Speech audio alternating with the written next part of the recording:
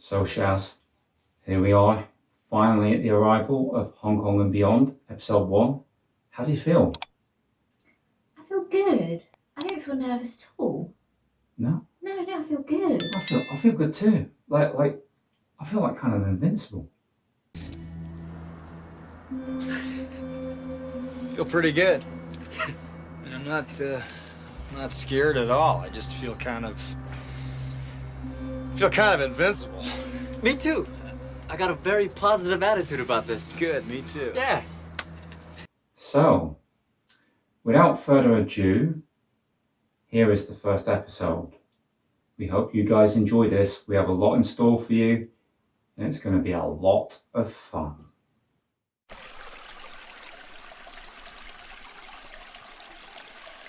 This segment we've called What We've Been Streaming because it's what we've been streaming.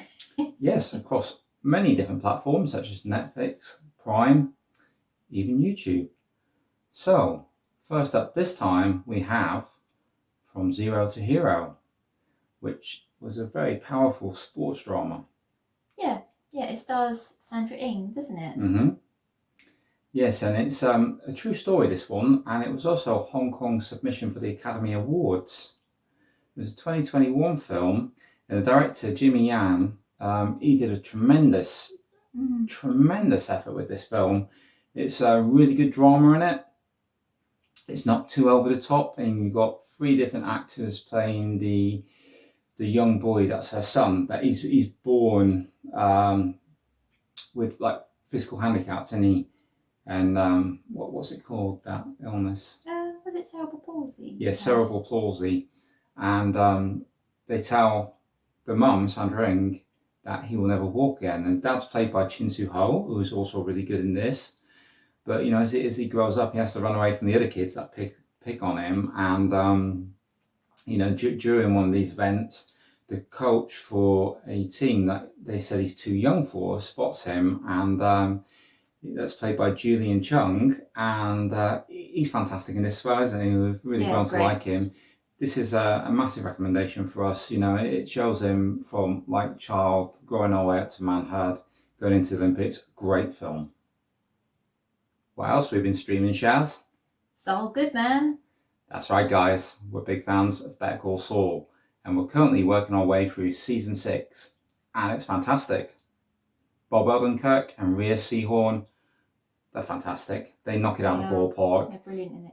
If you're fans of Better Call Saul, we definitely recommend season 6. If you've never seen it, start from the beginning. It's on Netflix. You will not be disappointed. What else have we been streaming?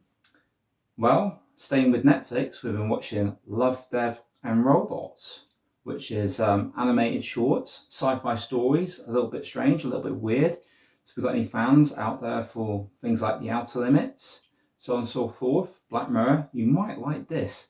And they're really bite-sized as well, aren't they? So if you've only got like 15, 20 minutes, you can pop in an episode, or possibly 2, depending on the length of them. And finally, we'd like to mention Alice in Borderland.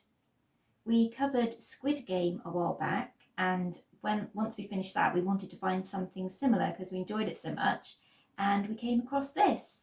So if you were a fan of Squid Game, we'd highly recommend Alice in Borderland. Oh yeah, it's super cool. And that's all for this segment.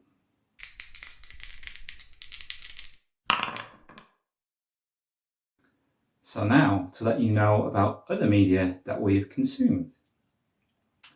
And first up, I'd like to do a shout out to my friend Kevin Ellum. He told me about a comic. I don't usually get a lot of comics, not since I was younger, but I'm a big fan of sword and sorcery films, and one of my favourites from the 80s is Hawk the Slayer. And it just so happens that Kevin spotted this in his local comic shop. So he picked me up a copy, knowing what a big fan I am, that type of film, that sort of genre. And the artwork is fantastic in this. It's really good fun. And it's only a 5-issue run, so I've got issue 1, 2, 3 and 4 at the minute. Really enjoying it. If you guys out there like a little bit of sword and sorcery, if you're big fans of Hawk Slayer, recommend that comic. We've been playing Vikings, Wolves of Midgard. Yes, we needed to find a substitute for Diablo 3 because we kind of caned out a little bit. Yeah, we completely finished it, didn't we? And cleared all the bosses. And we do like a little bit of couch co-op. Yeah, so if you're like us and you're waiting for Diablo 4, you want something in the meantime, try this one. It's got some good bosses in it, you know, bit of a challenge. And finally, what else we've been doing? We've had a certain type of media, some role-playing media. Haven't done any role-playing for decades, at least not this kind of role-playing. Bitch, I'm talking to you. Get your hands off me right now, or I will take you to your knees in front of this entire bar. Promise. Yes, we made a purchase of this Dungeons and Dragons book because we've been attending a local group to get into it. So you played it many years ago, and I've never played it. So yeah, we've had a few sessions on a campaign, and it's been a lot of fun. Yeah, highly recommend it, folks. 5th edition, nice and easy and plenty of fun and a good social activity too.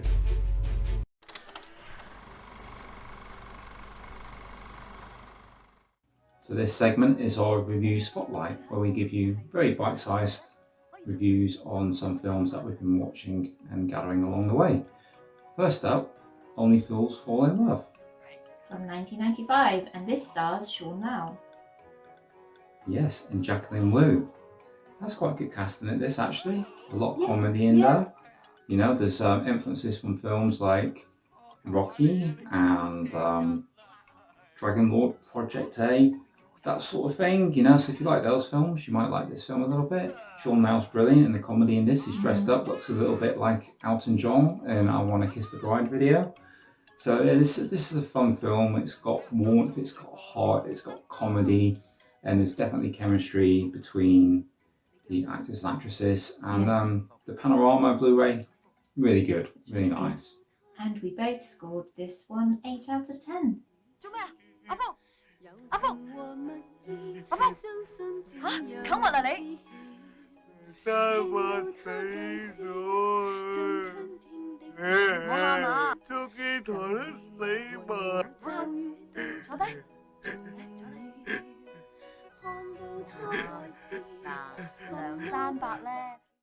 Next up, we have Red Dust from 1990 from director Yim Ho and starring Bridget Lin and Maggie Cheung.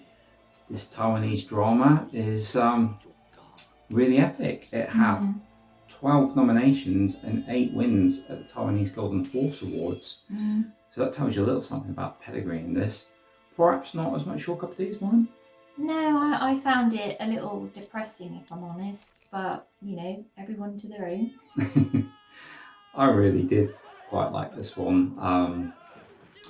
The acting in it is really good. I like Richard Ng in it. Yeah, I liked him in it. I felt really sorry for his character. That's probably what did it for you, isn't it? But yeah, there's romance, there's love triangles, there's heartache, and it is beautifully shot. Whatever you think of the film, it is. Yeah, I beautifully completely shot, agree.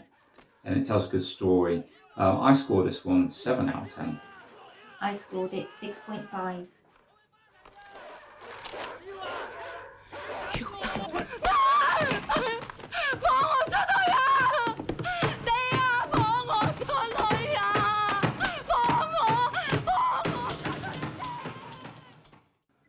Next we have Comrades, Almost a Love Story from 1996. This one's directed by Peter Chan and stars Leon Lai and Maggie Cheung, and also Eric Tsang. Now this is a really spectacular film. We watched it and covered it recently for the Focus Making Waves video that we did, and it was, although we'd had it, we'd never got around to watching it, and we was like kicking ourselves. This really is like top tier romantic drama, isn't it? It is, yeah. And yeah, all we can say is that Peter Chan is a master of his craft. You know, his direction is sublime, and the performances that you get out of Leon Lai and Maggie Cheung in this one, they really take you on a journey, don't they, with what happens in the story. If you like a heart-aching romance, something that, you know, has got you just grasping right into the very end scene, then we can highly recommend this one. And it's another, would you believe it, double 10. 10 from both of us on this one, folks.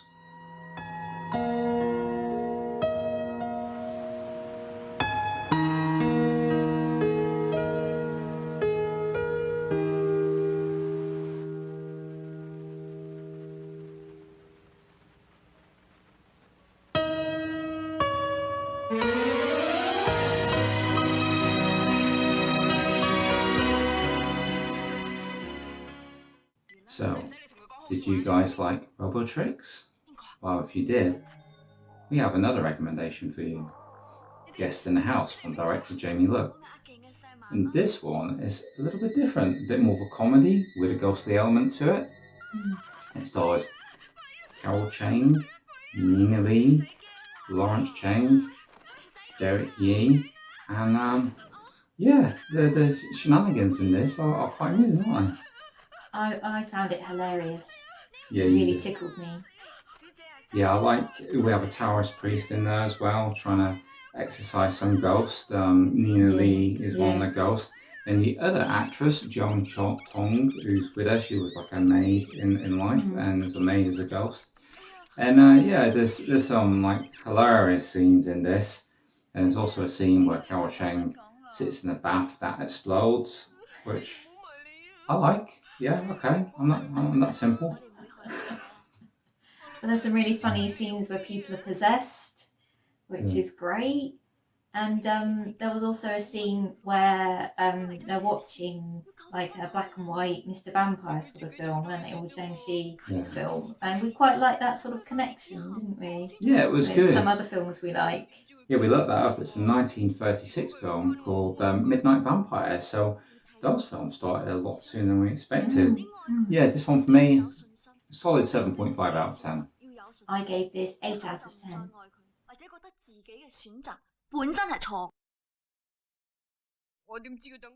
And last we have Ambulance. So I never thought I'd say this, but a Michael Bay film again that I like. I haven't liked a Michael Bay film for years. But this was bad. This wasn't bad, was it? It really surprised me. Jake Gyllenhaal, he was really good. The other guy was good too. Don't know what his name is, but he was very good. And the paramedic as well, I liked her. And Yeah, she was good as well. Yeah. there was quite a considerable amount of action in this, as you might expect from a Michael Bay movie. There's a lot going on. You might say it's a bit over the top in certain scenes. Yeah, it was quite over the top, but it was very gripping. You know, you just kept with it. Really fast paced as well, wasn't it? Yeah. Really kept you on the edge of your seat. So if you used to like films like Bad Boys and The Rock and you dismiss Michael Bay, then perhaps give this one a look, because it is a lot of fun. You are all gonna have the greatest story to tell at dinner tonight. Get out! Don't shoot a cop! Go! As we haven't put up a new release video for a while, there's a bit of catching up to do. That's right. When we were Hong Kong Blu-rays, we used to put up monthly new release videos, and we haven't done that for some months now. So we've compiled a list since we stopped doing it of titles that we thought might grab your interest. And there may be a few that you have missed, and there may be some coming up that you probably look forward to. So just check out this list now.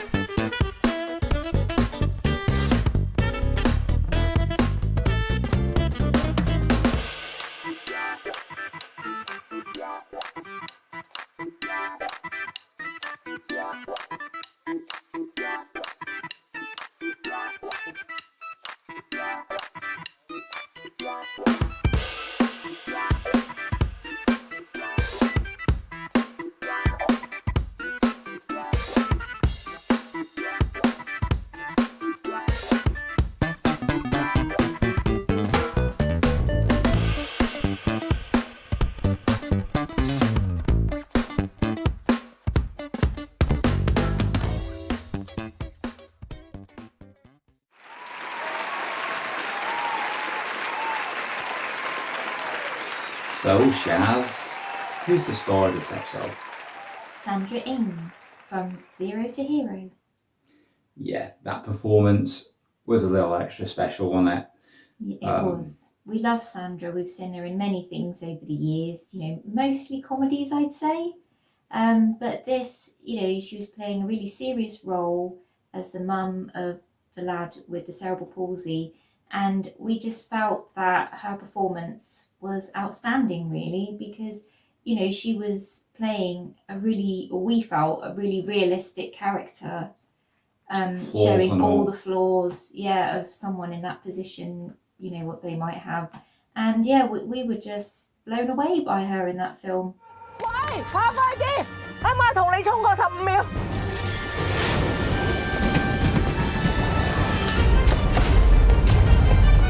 10幾年嚟，你攞咗好多好多嘅金牌。我同我自己講，我個仔係個天才，我個仔係一個唔普通嘅人。但係你跑埋呢一屆，你仲可以跑咩？好快冇人記得邊個係蘇華偉㗎啦。So there you go, folks. The star of this episode, Sandra Ing.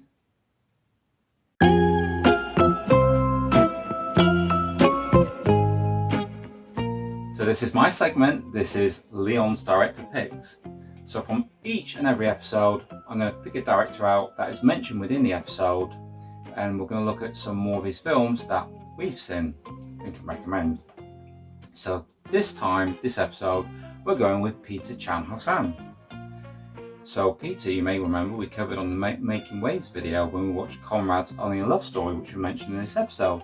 So I have 3 other films here that I'd like to recommend from Peter Chan. First up is Perhaps Love. Now this is a musical starring Takeshi Kinshiro and Jackie Chung. Absolutely fantastic film this.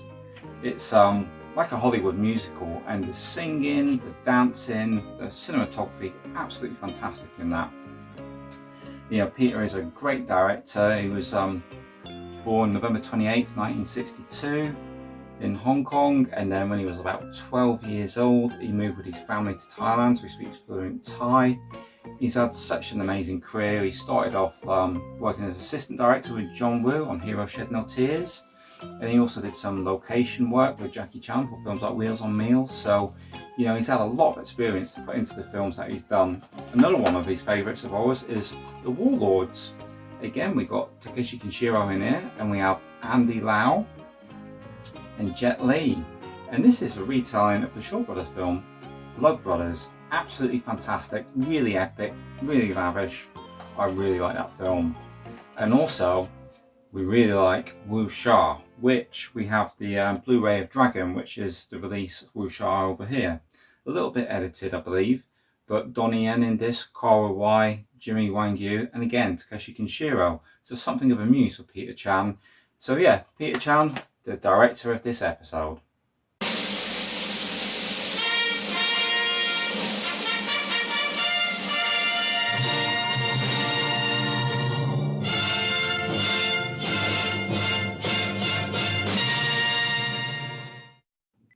So this segment in the episode is called The Sure Thing.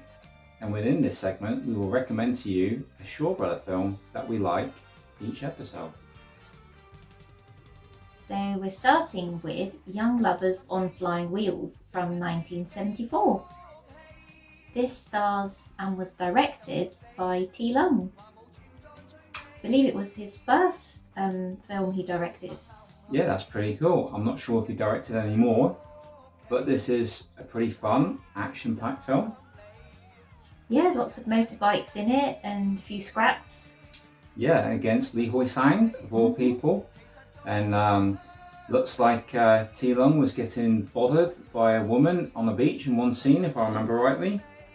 And I think Dean Sheck pops up in it as well. Yeah, a bit of a brat and a peeping Tom. So, your typical Dean Sheck. So that's our recommendation for this segment.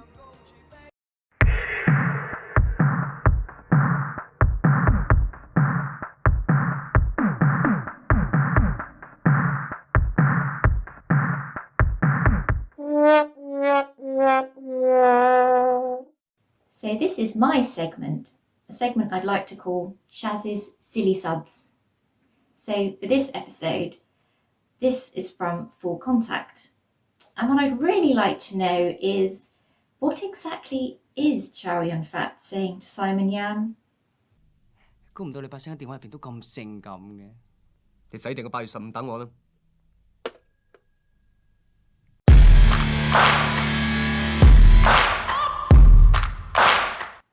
Each episode will put together a list of 5 random things, our top 5 Of things. the episode, yeah. So there'll be a list of 5 in every episode. There'll either be a top 5 or a recommended 5. And this particular episode, shout out to Andrew at Outtakes Reviews. He did ask us quite a while ago what our favourite releases were from last year, physical media releases. So we're going to give them to you in reverse order. Go, Shaz. Okay, so in number 5, it's Armour of God.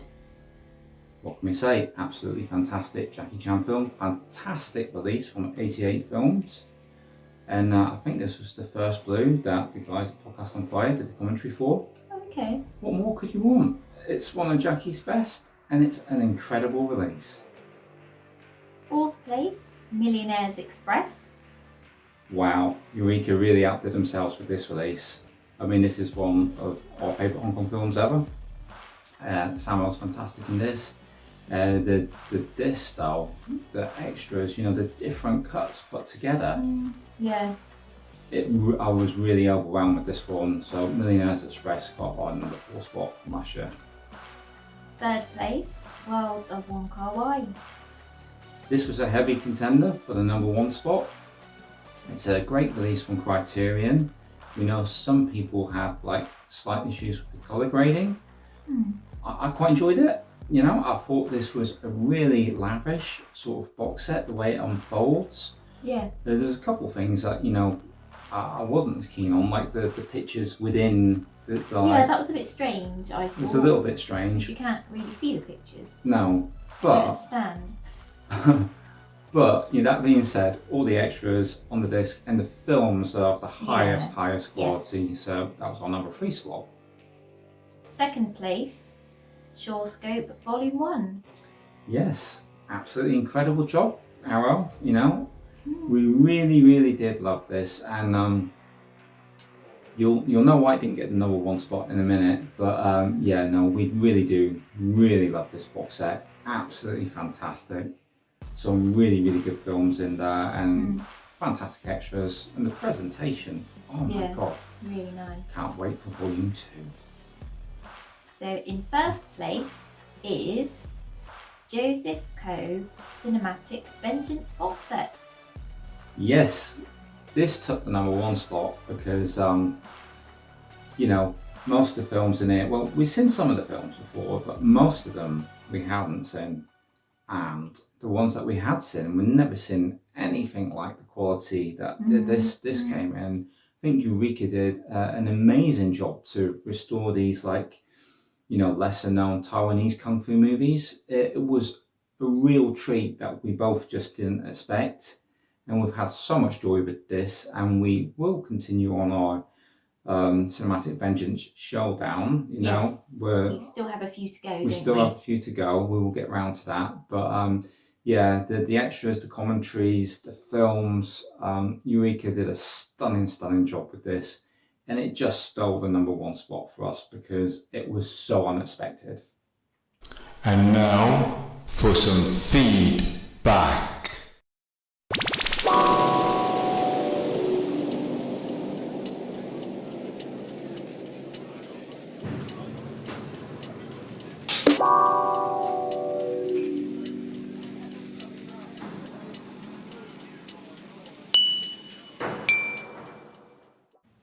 And now for something completely different.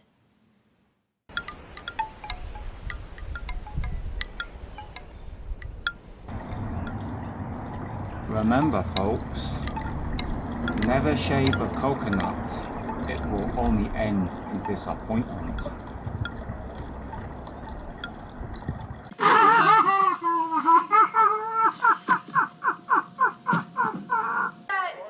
Camera speed. We haven't prepared a oh god. You missed on? That's all right. It's all right. It's prepared all right. Well, yeah. Or we haven't put out. Yeah, we haven't put out. No. We haven't put out a Hong Kong new release. I can't speak. Okay. Stop it and start again. So there we are, the end of episode 1 of Hong Kong and Beyond. I think it was pretty good. You think we did a good job? I think so. I hope you guys enjoyed it. I hope that we see you on the next episode. And in the meantime, in between these monthly bigger episodes, we should have a series of shorter videos too. Yeah. If you want to see these continue, if you really like it, then maybe you could do us a favour and give us a review or share us on social media where we're not already being shared. And if you haven't subscribed already, it would be great if you could.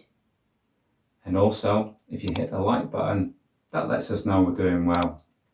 And it's a signal to other people that this is a good video and you ought to watch it. So that being said, I think we've covered everything. Is that right, Shaz? I think so. We hope to see you guys next time. We hope you have fun, and we hope you have fun then.